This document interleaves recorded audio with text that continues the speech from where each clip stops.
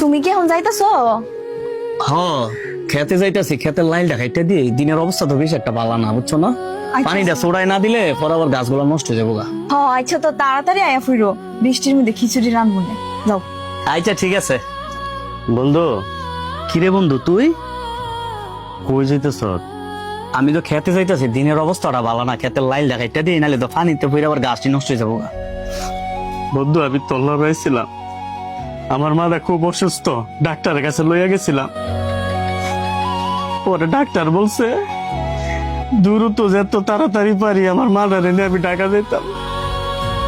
বন্ধু তোর কাছে তো আমি 15,000 টিয়া পেতাম, কিন্তু টিয়াটা একটু দিবি আমারে, কারণ ঢাকায় গেলে তো অনেক টাকা লাগবো, নিম্নে 40-50 হাজার টাকার মতো। আমি এতটা কইতে পারবো বন্ধু? ক তুই আমার টাকাটা দিয়ে বন্ধু একটু উপকার করস না? তোর মা মানে আমার মা, এখন তোর মা বিপদে পড়ছে, কথাটা শুনে আমার কাছে খারাপ লাগতেছে।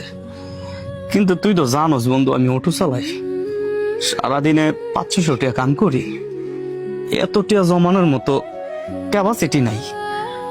তোর টেয়াটা ভাবছিলাম একটা কিস্তি যা আছে, এবার যদি কিস্তিটা শেষ হয় আর 1 মাস আছে, সামনের মাসে আরেকটা কিস্তি উড়াইয়া পরে তোর টেয়াটা দিতাম।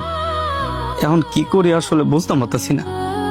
টাকা পয়সা তো বানানো যায় না, আর তুই তো বানায় দিতেও পারতি না। ঠিক আছে বন্ধু, ভালো থাকিস। ভাই দাঁড়ান, ভাবি কিছু কইবেন? দাঁড়ান।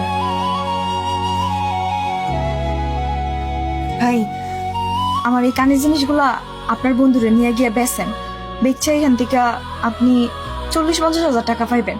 এই টাকা দিয়ে আপনার মার চিকিৎসা করেন। কি বলতেছেন ভাবি?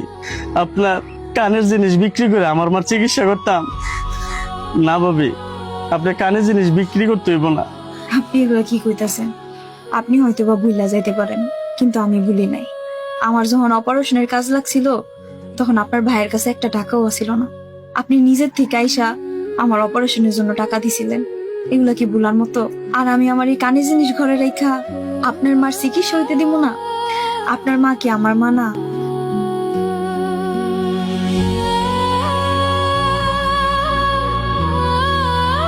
ভাই নেন। ঠিক আছে, আমার কাছে তো চল। আজকে যদি আমার মার এমন হইতো, এলে কি আর বইয়া থাকতো আমার বউ? আমার বউ তো ঠিকই কইছে, তোর মা মানে তো আমগর মা। চল বন্ধু।